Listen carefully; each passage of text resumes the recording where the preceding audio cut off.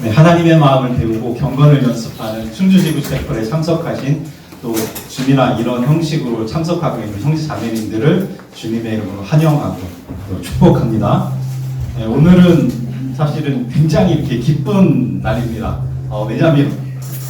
왜냐하면 우리가 오랫동안 기도하고 또 기다렸던 20학번 새내기들을 우리가 만나서 너희 기다렸어, 너희 되게 반가워 라고 하면서 사실은 함께 모여서 체프를 하기로 했던 그런 날이라서 굉장히 기쁜 날입니다.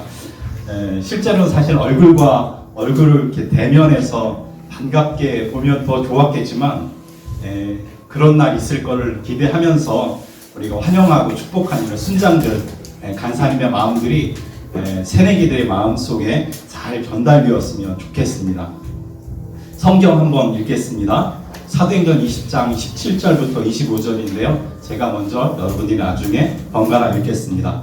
바울이 밀레도에서 사람을 에베소로 보내어 교회 장로들을 청하니 그들에게 말하되 아시아에서 오전 날부터 지금까지 내가 항상 여러분 가운데서 어떻게 행하였는지를 여러분도 아는 바니 곧 모든 겸손과 능누리며 유대인의 관계로 말미암아 당한 시험을 참고 주를 섬기는 것과 유익한 것은 무엇이든지 공중 앞에서나 각 집에서나 끊임없이 여러분에게 전하여 가르치고 유대인과 헬라인들에게 하나님께 대한 회개와 우리 주 예수 그리스도께 대한 믿음을 증언한 것이라. 보라 이제 나는 성령에 대하여 예루살렘으로 가는데 거기서 무슨 일을 당할지 알지 못하노라. 오직 성령이 각 성에서 내게 증언하여 결박과 환난이 나를 기다린다 하시나 내가 달려야 할 길과 주 예수께 받은 사명 곧 하나님의 은혜의 복음을 증언하는 일을 마치려 하면은 나의 생명조차 좀 더 귀한 것으로 여기지 아니하노라. 함께 읽겠습니다. 보라 내가 여러분 중에 왕래하며 하나님의 나라를 전파하였으나 이제는 여러분이 다 내 얼굴을 다시 보지 못할 줄 아노라. 아멘. 저는 놀랍지 마세요. 좀 87학번이에요. 웃으실 줄 알았는데 87년 전 이제 그때 새내기였던 거죠.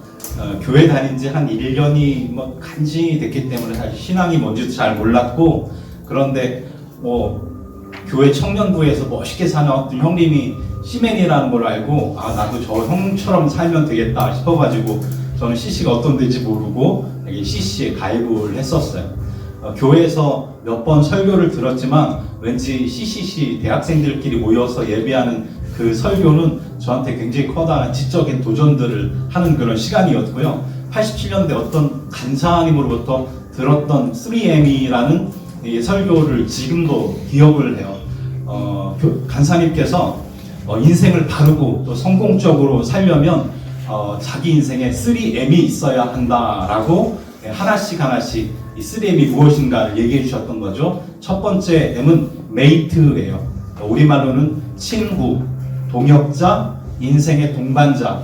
혼자 인생을 살아가는 것이 사실 어려운 일들이 있기 때문에 그때 내가 어떤 메이트, 어떤 동역자, 어떤 친구들과 함께 인생을 살아가. 내가 혼자 인생을 살아가려고 하는 건 어리석은 거고요. 좋은 사람들, 이렇게 함께 마음을 합해서 살아갈 수 있는 사람들을 꼭 만들어야 된다 이렇게 얘기하셨어요. 두 번째 M은 미션이에요. 우리말로는 사명이라고 이렇게 번역되는 그런 말인데, 이 미션은 그냥 먹고 살기 위한 직업 같은 걸 얘기하는 게 아니에요. 여러 가지 직업을 가질 수 있지만 하나님께서 나를 이 세상에 두셔서 내가 아주 고유하게 나만이 할 수 있는 어떤 것들, 과업, 어떤 것들을 우리 인생 가운데 주셨고, 우리가 이 미션을 알고 미션들을 잘 수행하며 살 때 사실은 삶은 의미가 있고 다른 사람에게 영향력을 끼치고 의미 있는 그런 삶을 살 수 있는 거죠. 이렇게 메이트, 미션 이것을 분명히 하는 것 중요한데, 가장 중요한 것은 세 번째 M, 그건 뭐냐면 마스터, 내 인생을 존귀하게 여겨주시고 사랑해 주시는 분이, 또 그렇게 그런 분이 내 인생을 이끄시고 주관하실 수 있는 지혜와 권능을 가지신 분을 내 삶의 주인으로 모시는 것. 그럼 내 삶을 맡기고 내가 따라 살 분이 누구일까? 이것을 20대 때 알고 붙드는 것이 인생을 아주 지혜롭게 살 수 있는 길이 된다라고 말씀하셨던 것 생각이 나요. 누구를 주인 삼고 살아가느냐가 가장 중요하다고 하셨는데, 여러분들이 뭐 제가 그 간사님의 설교를 조금 한 자락을 얘기했지만 그게 그렇게 중요할까 아무 생각 없이 들을 수도 있고, 저 역시 사실은 1학년 때 그게 그렇게 중요한가 별로 그때는 다 이해하지 못했던 것 같아요. 이제 그로부터 30년이 훌쩍 넘는 시간이 지났고요. 시간이 지나서 만약에 저한테 간사님이 다시 20대가 되고 대학생이기가 되어진다면 간사님 무엇 하시겠어요? 지금의 의식을 갖고 다시 30년 전으로 돌아가서 저한테 대학 1학년, 어쩌면 인생의 굉장히 중요한 토대를 쌓을 수 있는 이 대학 1학년이 되어진다면 무엇을 할까 한번 이렇게 묻는다고 하면 이제는 조금 다르게, 그때랑 다르게 얘기할 것 같아요. 여러분 한번 생각을 해보세요. 각자 1학년이 다시 되어진다면 무엇을 하겠습니까? 라고 묻는다고 하면 사람마다 이제 놓쳤던 거, 그때 그랬을 걸, 이런 것들 다 달리 얘기할 수 있을 것 같아요. 근데 저는 설교하는 사람이고 그냥 조금 진지하게 얘기할 거니까 간사님 재미없어 그렇게 얘기하지 마세요. 저는 이미 50대를 이렇게 가볍게 넘긴 사람으로서 저한테 그런 질문을 하신다고 하면 저는 인생의 중심 잡기를 하겠다 할게요. 인생의 중심 잡기. 20대 때는요, 새내기 때는 이거 보면 이게 중요한 것 같고 저기 가면 저게 중요한 것 같아. 이것도 해야 될 것 같고 저것도 해야 될 것 같고 막 뭔가를 이렇게 액팅아웃 안 하는 거, 막 뭔가 이렇게 행동으로 막 뭐 하려고 막 하다 보는데 사실은 진짜 중요한 게 뭔지, 진짜 여러 가지 중요한 것들을 하기 전에 무엇이 있어야 되는지를 그거 없이 막 이것저것 하다가 시간을 이렇게 쓰고 나면 아무것도 중요한 것을 하지 못한 것을 느낄 수가 있어요. 사실은 그렇게 중요한 것, 여러 가지 어떤 액트들을 하기 이전에 내 인생의 중심 잡기, 어떤 행동들을 하기 전에 본질적인 인생관과 신앙관을 세팅하는 것이 사실은 내 인생을 어떻게 살 것인가 중심 잡는 그런 일이 된다고 생각해. 다른 말로 우리가 신앙을 가진 사람들이니까 신앙 안에서 내 인생 어떻게 살 건지 인생의 지도를 그리는 것, 그것이 굉장히 중요하다고 말씀을 드리고 싶어요. 앞에서 말했던 것처럼 인생의 중심 잡기, 신앙관을 갖는 것, 어떤 중요하게 여겨지는 일들을 하기 전에 우리가 먼저 해야 될 것은 내 삶이 누구의 소유인가, 내가 내 인생에 누구를 주인으로 삼을 것인가, 이런 걸 생각을 하면 우리는 예수님, 그래서 사실은 예수님을 만나는 것, 이것이 인생의 중심 잡기에 가장 중요한 첫 관문이라고 생각을 해요. 그래서 젊어서부터 그 예수님, 우리 인생의 주인이 되실 수 있는 분, 그 예수님을 참되게 따르는 그런 종교, 그냥 내가 주일날 난 예배했어, 난 교회 다녀하는 적당히 그렇게 그냥 종교적인 어떤 일들을 반복한 그런 종교인이 아니라 예수님, 인생의 주인 되신 예수님을 참되게 따르는 제자의 삶을 훈련하고 준비하고, 그것들을 이 대학생으로 살아가는 이 기회에 우리가 그걸 해둘 수 있다고 하면 우리가 그런 사람이라면 우리를 어디에다 두셔도 하나님께서 우리를 통해서 하나님의 나라를 이루시지 않을까, 이런 생각이 되어집니다.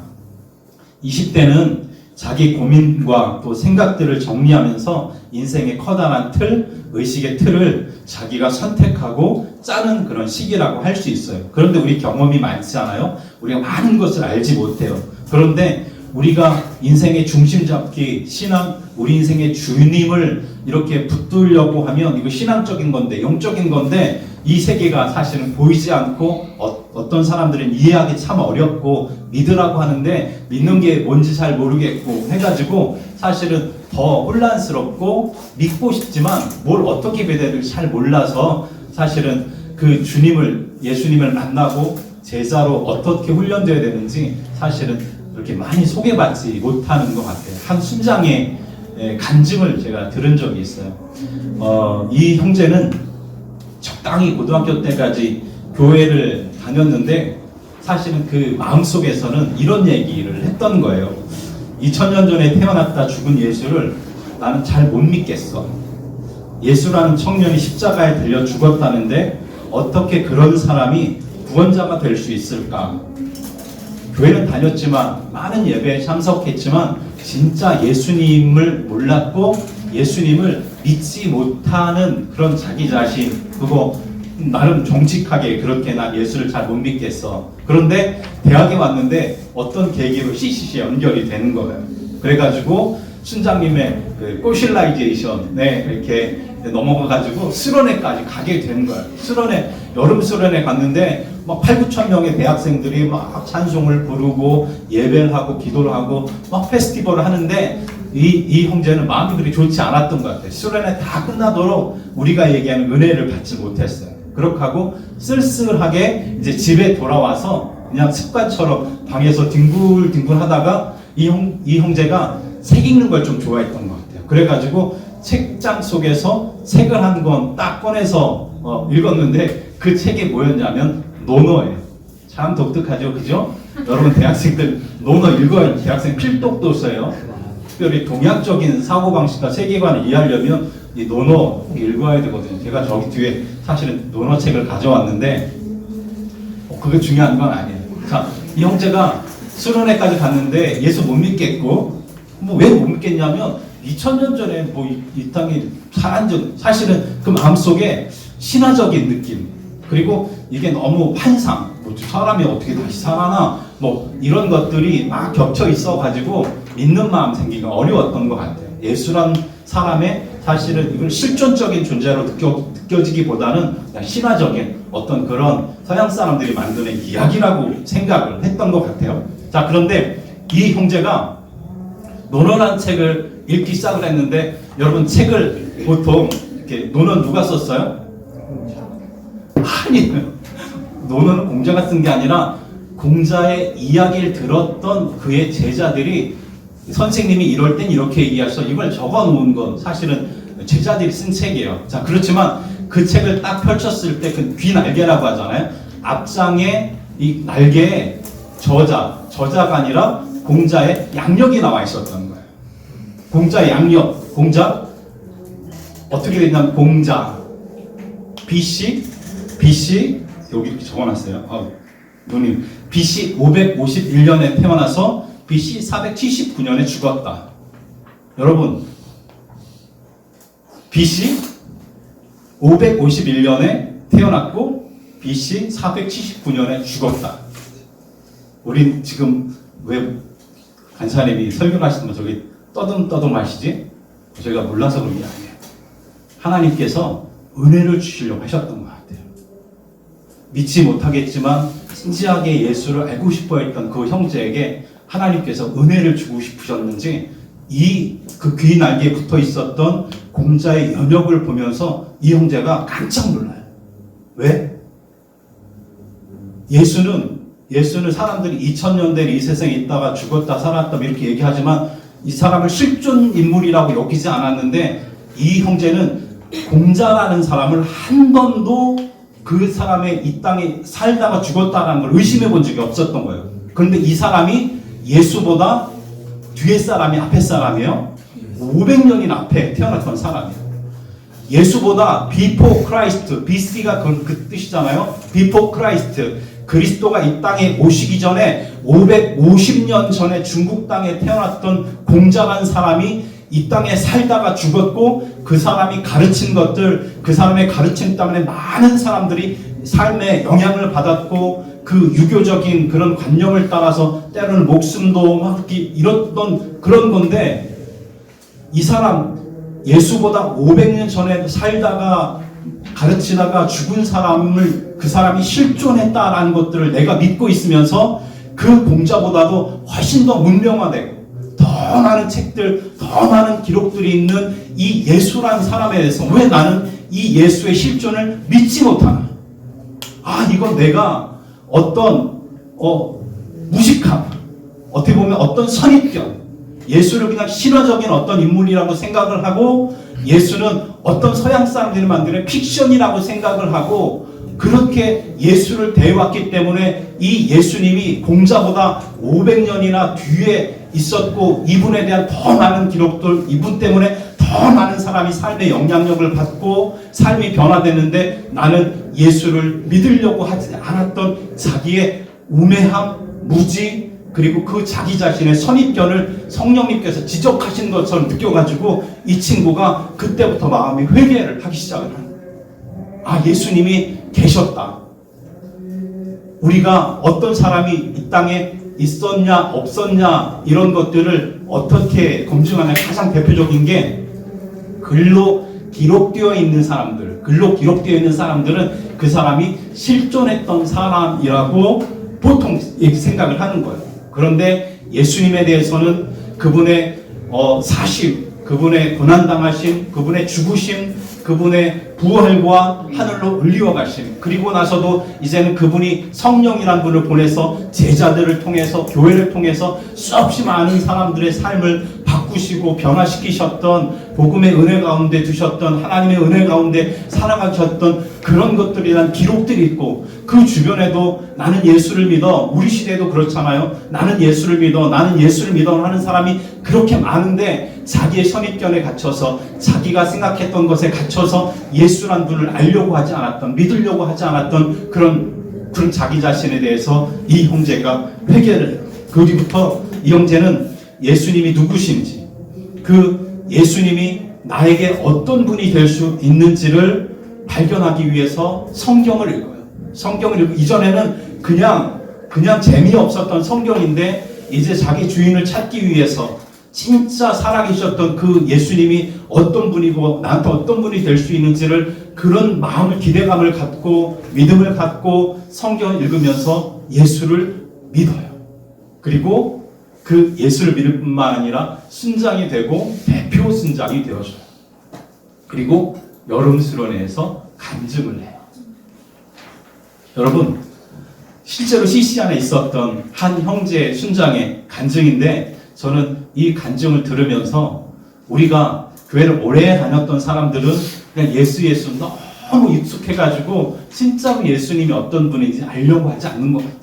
또 교회를 다니지 않고 이제 막 새 친구들이나 믿음이 없는 친구들은 예수님을 이 형제처럼, 방금 얘기했던 형제처럼 그냥 어떤 신화적인 어떤 존재, 허구적인 어떤 존재라고 생각을 하면서 사실은 진짜 알려고 하지 않는 거죠. 그런데 진짜 중요한 것, 우리가 20대 때 꼭 해야 되는 거, 그거 무엇이냐면, 저는 예수님이 누구인가 알고 그 예수님을 인생으로 주인 삼고 살아가는 것, 그것을 우리가 반드시 해야 되는 거라고 생각을 해요. 오늘 우리가 읽은 사도행전 본문 속에는 세 차례에 걸쳐서 터키, 그리고 아시아, 마게도니아, 그리고 유럽의 이런 여러 나라들을 돌아다니면서 전도 여행을, 아주 고된 여행과 또 메마즘과 이런 것, 예수의 증인되기 위해서 어려운 전도 여행을 마치고 이제 돌아가면서 자기가 이렇게 전도 여행을 했다라고 그 고별 설교하는 그런 부분이에요. 이 고별 설교하는 부분, 여러 가지 얘기가 나와 있는데, 오늘 제가 설교하는 부분과 관련해서 이 사도 바울이 이 세 차례 전도 여행 중에 가장 애썼던 것, 그거는 걷는 거, 배고픔을 참는 거, 이런 것이 아니라 증언하는 일이었어요. 사도 바울이 이방인들과 많은 유대인들을 만나면서 이 사람이 입을 열심히 썼어요. 그리고 이 사람이 열심히 했던 것, 그게 무엇인지 적고 있고요. 그것의 결과에 대해서 적고 있어요. 예수를, 이 사도 바울의 고별 설교를 찬찬히 살펴보면 이 사람 예수 믿는다는 것이 무엇인지 두 가지 아주 중요한 것이 있다라고 얘기를 해요. 우리 21절 한번 읽어볼까요? 21절 함께 읽어요. 시작. 유대인과 헬라인들에게 하나님께 대한 회개와 우리 주 예수 그리스도께 대한 믿음을 증언하는 것이라. 이 사람이 힘써서 한 건 뭐냐면 증언하는 일이었어요. 두 가지 믿음, 예수님을 믿기 위해 두 가지가 아주 중요한 것들을 증언하는 일. 첫 번째는 뭐냐면 하나님께 대한 회개에 대해서 말했다는 거예요. 하나님께 대한 회개, 내가 하나님으로부터 분리되어 있고 떠나 있었는데 그런 하나님 앞으로 돌아가려면 너 마음을 고쳐먹고 회개해야 된다라는 것. 그리고 거기서 끝나는 것이 아니에요. 그렇게 구원받는 걸 끝나는 것이 아니라 주 예수 그리스도께 대한 믿음, 여기서 말하는 이 믿음이라는 것은 그냥 내가 생각하는 거, 알게 된 거 이런 걸 얘기하는 것이 아니라 앞으로 우리가 체포를 하면서 이 두 가지 것에 대해서 제가 말씀을 여러분께 드릴 거예요. 회개하는 게 무엇인지, 믿음, 예수께 대한 믿음이 무엇인지. 어쨌든 오늘은 사도 바울이 열심히 증언한 두 가지 내용이 하나님께 대하여 회개하고 예수님에 대해서 믿어야 된다. 예수님이 주님이시라는 것, 왕이시라는 것, 이런 것을 믿어야 된다라는 것을 증언했다라는 것을 그것에 힘썼다라는 것. 그리고 25절 한번 읽겠습니다. 25절 함께 읽어요. 시작. 보라, 내가 여러분 중에 왕래하며 하나님의 나라를 전파하였으나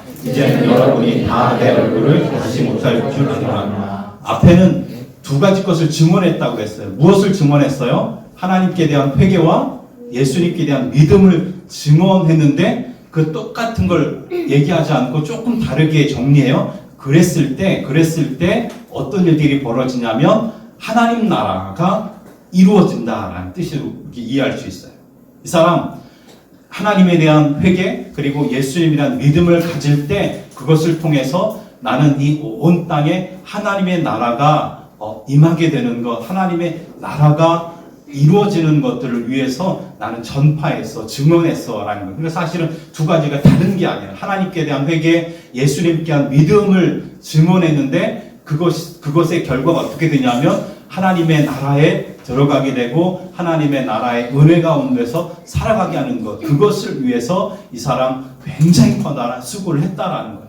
여러분, 우리가 20대 때 여러분 대학생으로 살면서 여러 가지 것들, 중요한 것들을 할 수 있지만 여러분이 정말 얼마 지나지 않아서 이것에 대해 사도 바울이 그렇게 몇 번의 죽을 고비와 어려움을 극복하면서 사실은 말해주고 싶었던 것, 그 시대에 사람들이 말해주고 싶었던 것, 하나님께 대하여 회개하고 예수님을 주로 믿고 하나님 나라로 들어오라는 것, 하나님 나라의 백성이 되라는 것, 이 구원, 그냥 교회만 왔다 갔다 하는 그런 신앙이 아니라 진짜 예수님을 주인 삼고 그분의 나라를 경험하는 그런 우리가 될 수 있도록 우리가 함께 신앙의 노력들을 하는, 또 혼자서 그런 걸 하지 말고 CCC와 함께 1학년들이 몇 명 보고 있는지는 모르지만 CCC와 함께 여러 순장들, 선배들과 함께 그렇게 하나님께 대한 회개, 예수님께 대한 믿음, 그것을 통해서 하나님 나라를 경험하는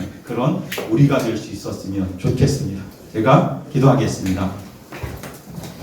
우리 모두의 구원자가 되시고 주님 되시는 예수님께 감사합니다.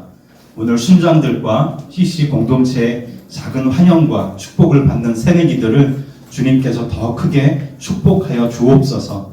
코로나 사태로 인하여서 어수선하고 사실은 기대했던 대학생활이 아직 시작되지 않은 것 같지만 하나님 아버지, 이들이 이런 불안하고 어려운 시기에 주님을 더 알고자 하고 주님을 바르게 믿어서 하나님의 제자 되게 하여 주옵소서. 그들이 세상의 풍조와 분위기에 휩쓸리기 전에 자신과 삶에 대해서 각성하게 해주시고 삶을 소중히 여기며 예수님을 더욱 알아가고 복음의 은혜 아래 삶으로 하나님 나라에 들어가고 대학에서 살아가면서 하나님의 나라를 경험하게 하여 주옵소서. 적당히 교회 다니고 예배하는 종교인이 아니라 참되게 예수님을 따르는 제자들이 되게 하여 주옵소서. 그들의 인생이 하나님이 베푸시는 은혜 아래서 복되게 해주시고 그들을 보고 믿지 않는 가족들이, 믿지 않는 친구들이 그들에게서 예수의 향기를 맡게 해주시고 하나님 나라를 보게 하여 주옵소서. 예수님의 이름으로 기도합니다.